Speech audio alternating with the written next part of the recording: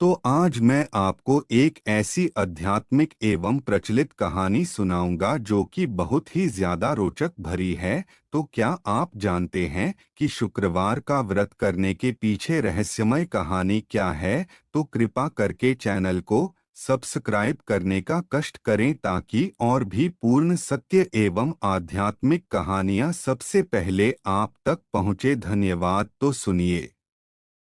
एक बुढ़िपा थी। उसके 7 बेटे थे। 6 कमाने वाले थे। एक निक्कमा था। बुढ़िपा माँ 6 बेटों की रसोई बनाती, भोजन कराती और कुछ जूठन बचती वह 7वें को दे देती थी।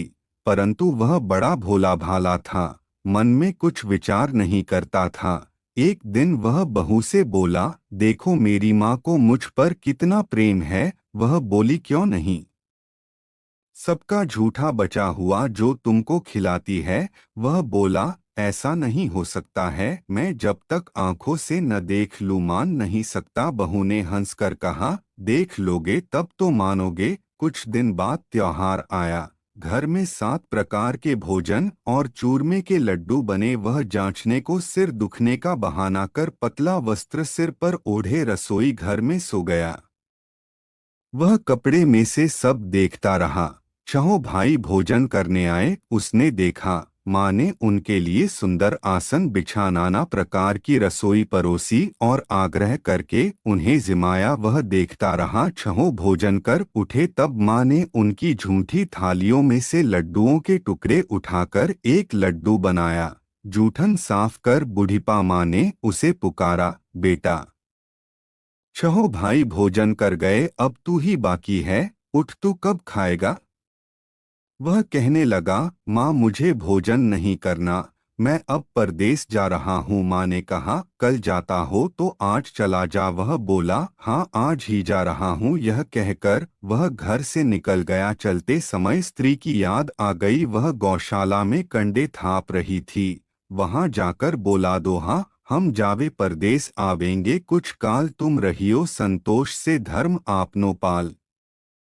वह बोली, जाओ पिया आनंद से, हमारो सोच हटाए राम भरोसे हम रहें। ईश्वर तुम्हें सहाय, दो निशानी आपनी देख धरु में धीर। सुधी मति हमारी बिसारियो रखियो मन गंभीर। वह बोला, मेरे पास तो कुछ नहीं, यह अंगूठी है सो ले और अपनी कुछ निशानी मुझे दे। वह बोली, मेरे पास क्या है, यह गोबर भरा हाथ है। यह कहकर उसकी पीठ पर गोबर के हाथ की थाप मार दी। वह चल दिया।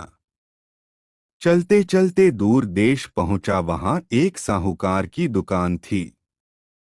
वहां जाकर कहने लगा, भाई मुझे नौकरी पर रख लो। साहूकार को जरूरत थी। बोला, रह जा। लड़के पूछा, तनख्वाह क्या दोगे? साहूकार ने कहा, काम देख कर दाम मिलेंगे। साहूकार की नौकरी मिली। वह सुबह 7 बजे से 10 बजे तक नौकरी बजाने लगा। कुछ दिनों में दुकान का सारा लेन देन, हिसाब किताब, ग्राहकों को माल बेचना, सारा काम करने लगा। साहूकार के 7-8 नौकर थे। वे सब चक्कर खाने लगे। यह तो बहुत होशियार बन गया। सेठ ने भी काम देखा और 3 महीने में ही उसे आधे मुनाफे का हिस्सेदार बना लिया। वह कुछ वर्ष में ही नामी सेठ बन गया और मालिक सारा कारोबार उस छोड़कर चला गया। अब बहू पर क्या बीती, सो सुनो। सास ससुर उसे दुख देने लगे।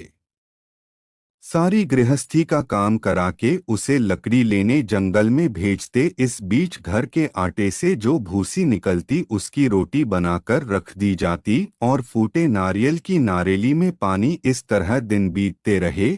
एक दिन वह लकड़ी लेने जा रही थी। रास्ते में बहुत सी स्त्रियां संतोषी माता का व्रत करती दिखाई दी। वह वहां खड़ी होकर कथा सुनने लगी और पूछा, बहनों तुम किस देवता का व्रत करती हो और उसके करने से क्या फल मिलता है? इस व्रत को करने की क्या विधि है? यदि तुम अपने इस व्रत का विधान मुझे समझाकर कहोगी तो मैं तुम्हारा बड़ा एहसान मानूंगी। तब उनमें से एक स्त्री बोली, सुनो, यह संतोषी माता का व्रत है। इसके करने से निर्धनता, दरिद्रता का नाश होता है, लक्ष्मी आती है, मन की चिंताएं दूर होती है, घर में सुख होने से मन को प्रसन्नता और शांति मिलती है, निपुति को पुत्र मिलता है, प्रीतम बाहर गया हो तो शीघ्र घर आवे, कंवारी कन्या को मन पसंद वर मिले। राजद्वारे में बहुत दिनों से मुकदमा चल रहा हो, खत्म हो जावे, कलह क्लेश की निवृत्ति हो, सुख शांति हो, घर में धन जमा हो, पैसा जायदाद का लाभ हो, रोग दूर हो जावे तथा और जो कुछ मन में कामना हो सो सब संतोषी माता की कृपा से पूरी हो जावे, इसमें संदेह नहीं।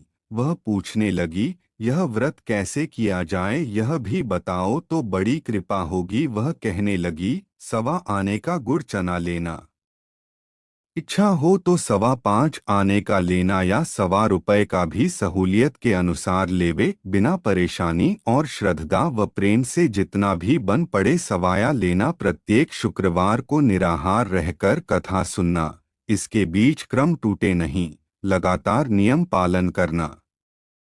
सुनने वाला कोई न मिले तो घी का दीपक जला उसके आगे या जल के पात्र को सामने रखकर कथा कहना, परंतु नियम न टूटे। जब कार्य सिद्ध न हो नियम का पालन करना और कार्य सिद्ध हो जाने पर व्रत का उद्यापन करना। 3 मास में माता फल पूरा करती है। यदि किसी के ग्रह खोटे भी हों तो भी माता वर्ष भर में कार्य सिद्ध करती है। फल सिद्ध होने पर उद्यापन करना चाहिए, बीच में नहीं। उद्यापन में 2.5 सेर आटे का खाजा तथा इसी परिमाण से खीर तथा चने का साग करना। 8 लड़कों को भोजन कराना, जहाँ तक मिले देवर जेठ भाई बंधु के हों, न मिले तो रिश्तेदारों और पास पड़ोसियों को बुलाना, उन्हें भोजन करा यथाशक्ति दक्षिणा दे। माता का नियम पूरा करना, उस दिन घर में खटाई न खाए। यह सुन बुढ़िपा के लड़के की बहू चल दी, रास्ते में लकड़ी के बोझ को बेच दिया और उन पैसों से गुड़चना ले माता के व्रत की तैयारी कर आगे चली और सामने मंदिर देखकर पूछने लगी, यह मंदिर किसका है? सब कहने लगे, संतोषी माता का मंदिर है। यह सुनकर माता के मंदिर में जाकर चरणों में लौटने लगी, दीन हो विनती करने लगी, माँ मैं निपट अज्ञानी हूँ, व्रत के कुछ भी नियम नहीं जानती, मैं दुखी हूँ। हे माता जगत जननी मेरा दुख दूर कर, मैं तेरी शरण में हूँ। माता को दया आई। एक शुक्रवार बीता कि दूसरे को उसके पति का पत्र आया और तीसरे शुक्रवार को उसका भेजा हुआ पैसा आ पहुँचा। यह देख जेठ जेठानी मुँह सिकोड़े लगे, इतने दिनों में इतना पैसा आया, इसमें क्या बड़ाई? लड़के ताने देने लगे, काकी के पास पत्र आने लगे, रुपया आने लगा, अब तो काकी की खातिर बढ़ेगी, अब तो काकी बोलने से भी नहीं बोलेगी। बेचारी सरलता से कहती, भैया कागज आवे रुपया आवे हम सब के लिए अच्छा है। ऐसा कहकर आंखों में आंसू भरकर संतोषी माता के मंदिर में मातेश्वरी के चरणों में गिरकर रोने लगी, माँ मैंने तुमसे पैसा कब मांगा है? मुझे पैसे से क्या काम है? मुझे तो अपने सुहाग से काम है, मैं तो अपने स्वामी के दर्शन मांगती हूँ। तब माता ने प्रसन्न होकर कहा, जा बेटी तेरा स्वामी आवेगा। यह सुनकर खुशी से बावी होकर घर में जा काम करने लगी। अब संतोषी माँ विचार करने लगी, इस भोली पुत्री को मैंने कह तो दिया कि तेरा पति आवेगा, कैसे? वह तो इसे स्वप्न में भी याद नहीं करता, उसे याद दिलाने को मुझे ही जाना पड़ेगा। इस तरह माता जी उस बुढ़िपा के बेटे के पास जा स्वप्न में प्रकट हो कहने लगी, साहूकार के बेटे सो रहा है या जागता है? वह कहने लगा, माता सोता भी नहीं जागता भी नहीं हूँ, कहो क्या आज्ञा है? माँ कहने लगी, तेरे घर बार कुछ है कि नहीं? वह बोला, मेरे पास सब कुछ है, माँ बाप है, बहू है, क्या कमी है? माँ बोली, भोले पुत्र तेरी बहू घोर कष्ट उठा रही है, तेरे माँ बाप उसे त्रास दे रहे हैं, वह तेरे लिए तरस रही है, तू उसकी सुध ले। वह बोला, हाँ माता जी यह तो मालूम है, परंतु जाऊं तो कैसे? परदेश की बात है, लेन देन का कोई हिसाब नहीं, कोई जाने का रास्ता नहीं आता, कैसे चला जाऊं? माँ कहने लगी, मेरी बात मान, सवेरे नहा धोकर संतोषी माता का नाम ले। घी का दीपक जला दंडवत कर दुकान पर जा बैठ, देखते देखते सारा लेन देन चुक जाएगा, जमा का माल बिक जाएगा, साँझ होते होते धन का भारी ढेर लग जाएगा। अब सवेरे जल्दी उठ, भाई बंधुओं से सपने की सारी बात कहता है, वे सब उसकी अनसुनी कर दिल लगी उड़ाने लगे। कभी सपने भी सच होते हैं। एक बूढ़ा बोला, देख भाई मेरी बात मान, इस प्रकार झूठ साँच करने के बदले देवता ने जैसा कहा है वैसा ही करने में तेरा क्या जाता है। अब बूढ़े की बात मानकर वह नहा धोकर संतोषी माता को दंडवत, घी का दीपक जला दुकान पर जा बैठता है। थोड़ी देर में क्या देखता है कि देने वाले रुपया लाने लगे, लेने वाले हिसाब लेने लगे, कोठे में भरे सामान के खरीदार नकद दाम दे सौदा करने लगे। शाम तक धन का भारी ढेर लग गया। मन में माता का नाम ले चमत्कार देख प्रसन्न हो घर ले जाने के वास्ते गहना कपड़ा सामान खरीदने लगा। यहाँ काम से निपट तुरंत घर को रवाना हुआ। वह बेचारी जंगल में लकड़ी लेने जाती है, लौटते वक्त माताजी का मंदिर में विश्राम करती है। वह तो उसके प्रतिदिन रुकने का जो स्थान ठहरा। धूल उड़ती देख वह माता से पूछती है, हे माता, यह छूल कैसे उड़ रही है? माता कहती है, हे पुत्री, तेरा पति आ रहा है।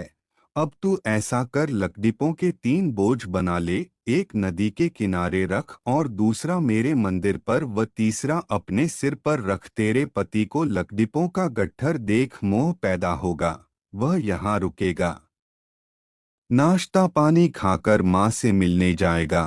तब तू लकड़ियों का बोझ उठाकर जाना और चौक में गट्ठर डालकर जोर से आवाज लगाना, लो सासू जी, लकड़ियों का गट्ठर लो, भूसी की रोटी दो, नारियल के खेपड़े में पानी दो, आज मेहमान कौन आया है।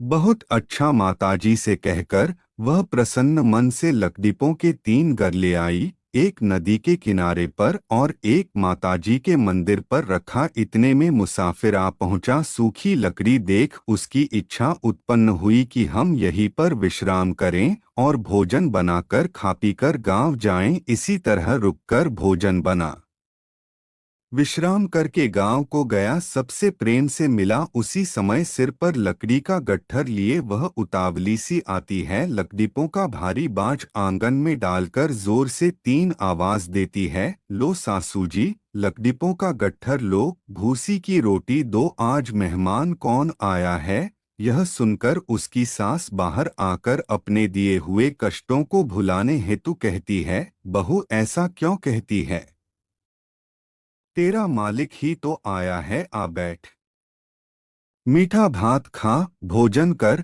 कपड़े घने पहन। उसकी आवाज सुन उसका पति बाहर आता है, अंगूठी देख व्याकुल हो जाता है। माँ से पूछता है, माँ यह कौन है।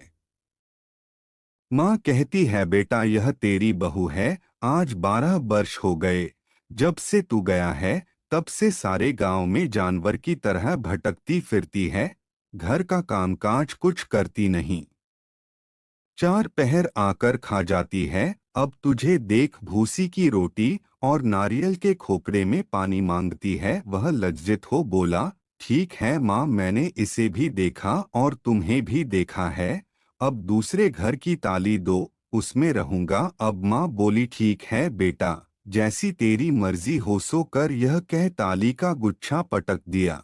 उसने ताली लेकर दूसरे मकान की तीसरी मंजिल का कमरा खोल सारा सामान जमाया। एक दिन में राजा के महल जैसा ठाट बाट बन गया। अब क्या था, बहु सुख भोगने लगी।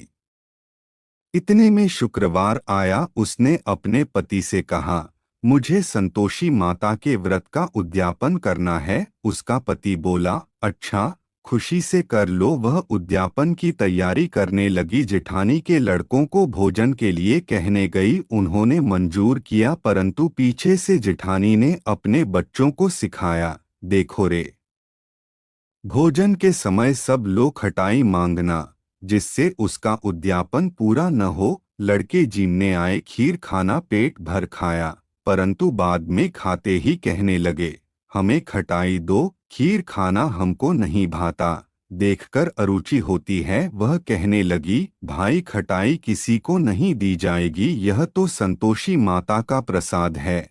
लड़के उठ खड़े हुए, बोले पैसा लाओ। भोली बहू कुछ जानती नहीं थी, उन्हें पैसे दे दिए।